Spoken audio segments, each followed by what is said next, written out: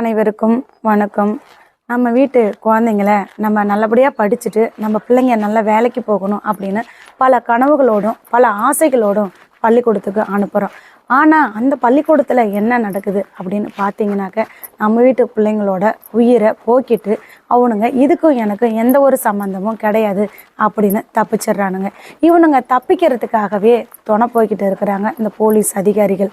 பல உண்மைகளை கண்டுபிடிச்சி குற்றவாளிகளை மக்கள் மத்தியில் நிறுத்தி அவனுக்கு தண்டனை வாங்கி கொடுக்க வேண்டிய போலீஸ்காரங்க, சட்ட நடவடிக்கை எடுக்க வேண்டிய போலீஸ்காரங்க 100% கொலைகாரனுக்கும் கொள்ளைக்காரனுக்கும் சப்போர்ட் பண்ணிகிட்டு இருக்கிறாங்க.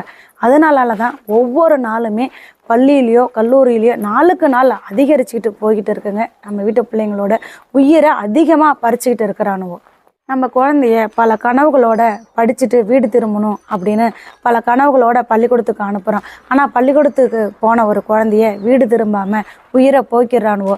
அந்த குழந்தை இல்லாமல் தவிக்கக்கூடிய வலியும் வேதனையும் ஒவ்வொரு பெத்த தாய்க்கும் தாங்க தெரியும். ஒவ்வொரு தாயும் சரி நம்ம குழந்தைக்கு தான் இது போல் நடந்துருச்சு, இனி யாருக்கும் இது போல் நடக்கக்கூடாது அப்படின்னு ஒவ்வொரு தாய் மனசும் வலியும் வேதனையோட அந்த கடவுள்கிட்ட வேண்டிக்கிறாங்க. ஒவ்வொரு உயிர் போக்குள்ளேயும் அந்த தாய் நினைப்பா, நம்ம பிள்ளையோட கடைசியாக இருக்கட்டும், நம்ம பிள்ளையோட கடைசியாக இருக்கட்டும், இனி யாருக்கும் இது போல் நடக்கக்கூடாது, இனி யாருக்கும் இது போல் நடக்கக்கூடாதுன்னு ஒவ்வொரு தாயும் நினச்சிட்டு இருக்கும் போது நாளுக்கு நாள் பார்த்திங்கன்னா பள்ளியிலையும் கல்லூரிகளையும் நம்ம வீட்டு பிள்ளைங்களோட உயிரை மர்மமான முறையில் போக்கிட்டு இதுக்கும் எனக்கும் சம்மந்தம் இல்லை அப்படின்னு தப்பிச்சுக்கிட்டு இருக்கிறானுவாங்க. இப்போ கூட பார்த்திங்கன்னா கடந்த ஆகஸ்ட் 1 திருப்பத்தூரில் பார்த்திங்கன்னா ஒரு ஸ்கூல் இருக்குது. அந்த ஸ்கூல் அரசு உதவி பெறும் ஸ்கூலு. அது ஒரு கிறிஸ்டின் ஸ்கூலுங்க. அந்த ஸ்கூலில் 11ஆவது படிக்கக்கூடிய மாணவன் ஒருத்தன் படித்து ஹாஸ்டலில் தங்கி படிக்கிறாரு. அவருடைய பெயர் பார்த்திங்கன்னா முகிலன். மாணவன் முகிலன் அந்த ஹாஸ்டலில் தங்கி படிக்கிறாரு. ஆகஸ்ட் 1 பார்த்திங்கனாக்கா பள்ளிக்கூடத்துலேருந்து ஃபோன் போகுது, இந்த மாதிரி உங்கள் பையன் வீட்டுக்கு வந்தானா ஸ்கூலில் இல்லை அப்படின்னு சொல்லி ஃபோன் போகுது. உடனே அந்த பெத்த தாய் தகப்பன் ஓடுறாங்க, கதறிக்கிட்டு ஓடுறாங்க. ஓடி போயிட்டு பார்த்தாக்க உங்கள் பையன் ஸ்கூலுக்கே வரலன்னு சொல்கிறாங்க. இது எப்படி இருக்குது அப்படின்னு நினச்சி பாருங்கள். அங்கே ஹாஸ்டலில் தங்கி படிக்கக்கூடிய ஒரு பையன் அவங்கள மீறி எப்படிங்க வெளியே வர முடியும்? ஆனால் அவங்க பையன் ஸ்கூலுக்கே வரலன்னு சொல்கிறது எவ்வளோ பெரிய அநீதி அப்படின்னு பாருங்கள். அதன் பிறகு அவங்க போயிட்டு அப்பா அம்மா போலீஸ் ஸ்டேஷனில் கம்ப்ளைண்ட் கொடுக்குறாங்க. 2 நாளாக போலீஸ்காரங்களும் தேடி பார்க்குறாங்க, பையன் எங்கேயாவது போயிருப்பானா அப்படின்னு எல்லா இடத்துலையும் தேடி பார்க்குறாங்க. கடைசியாக அந்த ஸ்கூலுக்குள்ளாரையே பார்த்திங்கனாக்க ஒரு கிணறு இருக்குது. அந்த கிணத்துக்குள்ளார தான் முகிலன் கடந்திருக்காப்புல. முகிலனை தூக்கி பார்த்தாக்க முகிலனோட உடம்புல, அந்த மாணவனோட உடம்புல ஃபுல்லாக வெறும் தீ காயம் இருக்குது, முகத்தில் காயம் இருக்குது, முதுகில் காயம் இருக்குது, உடம்பு ஃபுல்லாக காயம் இருக்குது. அந்த காயம்லாம் எதனால ஏற்பட்டிருக்கும் அப்படின்னு பார்க்கும்போது தீ காயமாக இருக்குது அப்படின்னு பெற்றவங்க சொல்கிறாங்க. ஒரு கிணத்துல வீழ்ந்த மாணவனுக்கு எப்படி இப்படிலாம் காயங்கள் வரும் அப்படின்னு கேட்குறாங்க. அது மட்டும் இல்லாத அதை விட ஒரு பெரிய கொடுமை என்ன அப்படின்னு பார்த்தீங்கன்னா, அந்த பள்ளி நிர்வாகத்துக்குள்ளாரியே அந்த கிணறு இருக்குது இல்லைங்களா, அந்த கிணறு பார்த்திங்கனாக்கா நம்ம நிறைய இடத்துல பார்த்துருப்போம். நிறையா கிராமங்களில் கூட இந்த மாதிரி கிணறை நம்ம பார்த்துருக்கோம். அதாவது இரும்பு கம்பியால் அந்த கிணறை க்ளோஸ் பண்ணி இருப்பாங்க. அப்படி இருக்கக்கூடிய ஒரு கிணத்துல தான் முகிலன் மாணவன் விழுந்துட்டு தான் சொல்கிறாங்க. இது எவ்வளோ பெரிய பொய் அப்படின்னு பாருங்கள். ஃபுல்லாக கவர் பண்ணி இருக்குது அந்த கம்பி. அந்த கம்பியை நீக்கிட்டு அந்த கம்பியை தள்ளிட்டு ஒரு மாணவனால் எப்படிங்க அந்த கிணத்துக்குள்ளார குதிக்க முடியும்? நீங்களே சொல்லுங்கள். அதன் பிறகு கதறாங்க, எடுத்து பார்த்தாங்க. ஆனால் போலீஸ்காரங்க, சட்ட நடவடிக்கை எடுக்க வேண்டிய போலீஸ்காரங்க இது நாள் வரைக்கும், இந்த நிமிஷம் வரைக்கும் பார்த்திங்கன்னா அந்த பள்ளிக்கூடத்தில் இருக்கக்கூடிய பொறுப்பான அதிகாரியை இது வரைக்கும் கைது பண்ணலை. இதுக்காக அவங்க சாலை மறியல் பண்ணுறாங்க, ரயில் மறியல் பண்ணுறாங்க. இப்படியெல்லாம் மறியல் பண்ணி இப்படிலாம் போராட்டம் பண்ணி தான் ஒருத்தங்க மீது நடவடிக்கை எடுக்கணுங்களா? சொல்லுங்கள் பார்க்கலாம். ஒவ்வொரு உயிரையும் போக்கிட்டு அங்கே இருக்கக்கூடியவங்க என்னென்ன பொய் சொல்கிறானோ அதுக்கு தாங்க வேலை பார்த்துக்கிட்டு இருக்கிறாங்க போலீஸ்காரங்க. இதே போல் தாங்க நம்ம பாப்பா படித்தா இல்லைங்களா பள்ளிக்கூடம். அந்த பள்ளிக்கூடத்துக்குள்ளே கூட பார்த்தீங்கன்னாக்க 2007ன்னு தெரியல, 2005ன்னு தெரியல, எனக்கு சரியாக வருஷம் தெரியல. ஆனால் 2007 ஒரு சம்பவம் நடந்திருக்கு. அப்போ ஒரு மாணவன் மர்மமான முறையில் இறந்து போயிட்டார். 2005 ஒரு மாணவனோட உயிர் போயிருக்கு. 2007 ஒரு மாணவனோட உயிர் போயிருக்கு. இப்போ பார்த்தீங்கன்னாக்க பிரகாஷ் அப்படின்ற ஒரு மாணவன் தான் ஹாஸ்டலில் தங்கி அந்த கனியாமூர் சக்தி ஸ்கூலில் படிக்கிறாங்க. 2005-07 சரியாக தெரியல. படிக்கும் போது அந்த ஹாஸ்டலை விட்டு பையன் எப்படிங்க வெளியே வர முடியும்? நீங்களே சொல்லுங்கள். இதே போல தான் அந்த வருஷமும் நடந்தது. அந்த மாணவன் வந்து வெளியே வந்துட்டதாகவும், நாங்கள் ஊருக்கு போகிறோம் அப்படின்னு வெளியே வந்துட்டதாகவும், அதன் பிறகு அந்த பள்ளிக்கூடத்துலேருந்து அந்த கனியாமூர் சக்தி பள்ளிக்கூடம் இருக்குது இல்லைங்களா, அதுலேருந்து ஒரு 4 கிலோமீட்டர் தூரத்தில் போயிட்டு அந்த மாணவன் கிணத்துல வீழ்ந்து தற்கொலை பண்ணிக்கிட்டதாகவும், அதன் பிறகு அவங்க அப்பா அம்மாவுக்கு ஃபோன் பண்ணி சொல்கிறாங்க. அவங்க ஓடி போய் பார்த்தாக்க மாணவன் வந்து யூனிஃபார்மோடு தான் கடந்தான். அன்னைக்கு வந்து ஞாயிற்றுக்கிழமை போயிட்டு பிரேத பரிசோதனைக்கு போகுது. ஞாயிற்றுக்கிழமைன்னு கூட இல்லாமல் பிரேத பரிசோதனை பண்ணி அவங்கள அடக்கம் பண்ண சொல்லிட்டாங்க. இவங்களும் எந்த ஒரு இதுவும் தெரியாத என்ன நடந்தது அப்படிங்கிற பல உண்மைகள் தெரியாதையே இவனுங்க பேச்சை கேட்டுக்கிட்டு அவங்களும் கத்துனாங்க, கதறினாங்க. பிள்ளைய போயிட்டு அடக்கம் பண்ணிட்டு வந்துட்டாங்க.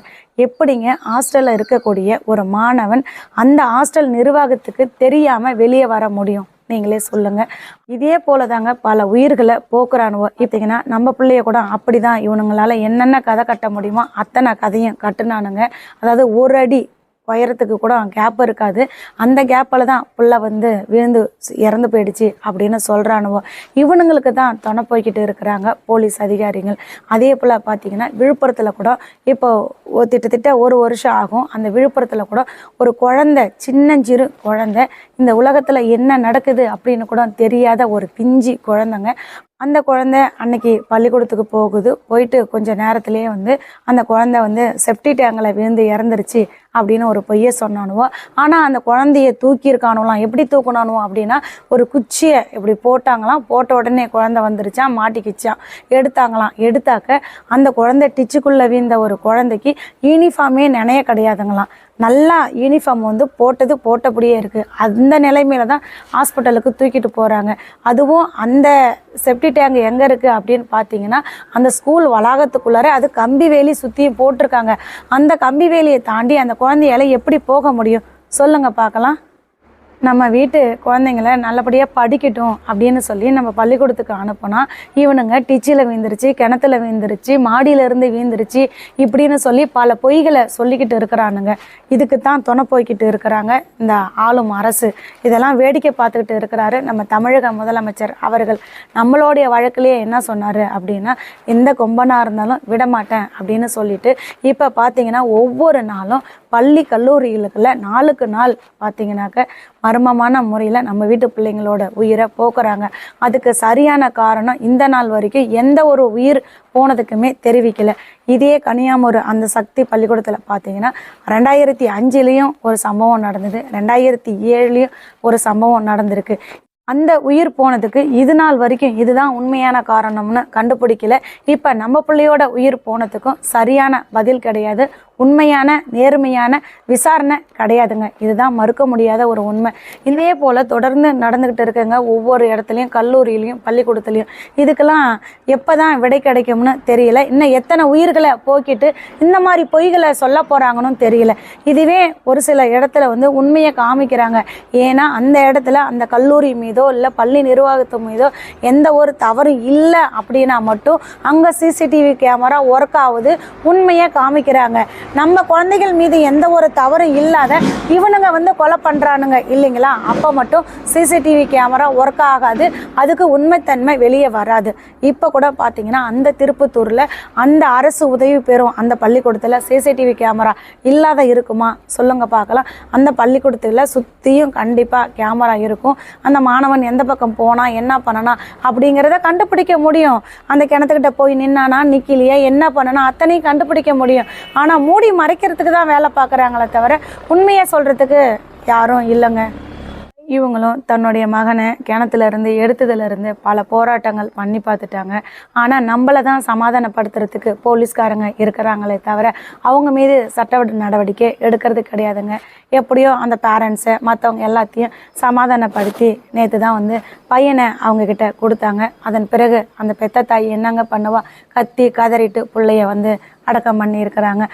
அந்த பிள்ளையோட இறப்புக்கு என்ன காரணம், ஏன் காரணம், எவனால் அந்த பிள்ளையோட உயிர் போச்சு அப்படிங்கிற அந்த கேள்விக்குறி மட்டும் கேள்விக்குறியாகவே இருந்துக்கிட்டு இருக்குதுங்க.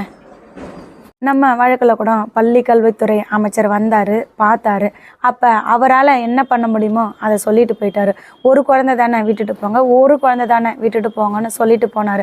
அப்போ எல்லா இடத்துலையுமே அவர் சொல்லக்கூடிய பதில் இதுதாங்க, ஒவ்வொரு குழந்தையே இறக்கும், விட்டுட்டு போங்க, ஒரு குழந்தை தானே, ஒரு குழந்தை தானே அப்படின்னு தான் சொல்கிறாரே தவிர இது நாள் வரைக்கும் ஒரு பள்ளி கல்வித்துறை அமைச்சராக ஒரு நடவடிக்கை எடுத்திருக்காரா?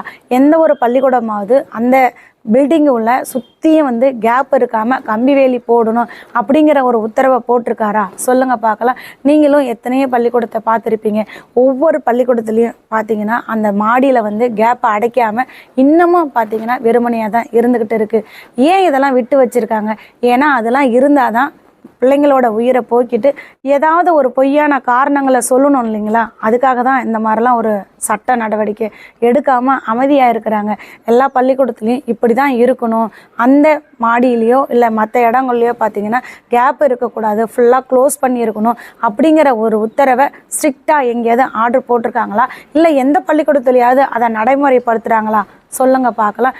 இப்போ கூட நம்ம பிள்ளையோட உயிர் போன அந்த பள்ளிக்கூடத்தில் கூட பார்த்தீங்கன்னா அந்த கேப்பு இன்னமும் ஓப்பனாக தான் இருக்குது. ஏன் ஓப்பனாக இருக்குது அப்படின்னா இன்னும் அடுத்த உயிர் போகணும்ல, அடுத்த உயிரை போக்கிட்டு அவங்களுக்கு பதில் சொல்கிறதுக்கு ஒரு காரணம் இருக்கணும்ல. அப்போ தானே குழந்தைங்க மேலே பைய போட முடியும். இல்லைன்னா நான் தான் செஞ்சேன் அப்படின்னு அவனால் ஒத்துக்க முடியுமா? சொல்லுங்கள். அதுக்காக தான் எல்லா இடங்களையும் இந்த மாதிரி விட்டு வைக்கிறாங்க. நம்ம வீட்டு பிள்ளைங்களை கொலையை பண்ணிவிட்டு கிணறு இல்லைன்னா டிச்சு இல்லைன்னா மாடியிலிருந்து வீழ்ந்துது எப்படின்னு சொல்கிறாங்க. இதுக்கு முன்னாடியே கூட பார்த்தீங்கன்னா கள்ளக்குறிச்சியில் 3 பொண்ணுங்க வந்து கிணத்துல குதித்து இறந்துட்டதா சொல்லுவானுங்க. இப்போ அந்த விழுப்புரத்தில் அந்த பொண்ணு டிச்சின்னு சொல்கிறானுவோ, இதுக்கு முன்னாடியே அந்த கன்னியாகுமரி பள்ளிக்கூடத்தில் கிணறுன்னு சொன்னானுவோ, இப்போ மாடின்னு சொல்கிறானுவோ, இன்றைக்கி திருப்பத்தூரில், நாளைக்கு யாரோ நம்ம வீட்டு பிள்ளைங்களை படிக்காமல் வீட்லேயே இருந்தால் போதுன்ற ஒரு மனநிலைமைக்கு நம்மளை தள்ளுறாங்க. பள்ளிக்கூடம் ஏண்டா அனுப்புகிறோம் அப்படின்னு ஒவ்வொரு நாளும் தோணுதுங்க. பள்ளிக்கூடம் அனுப்பிவிட்டு நம்மளால் நிம்மதியாக கூட இருக்க முடியல.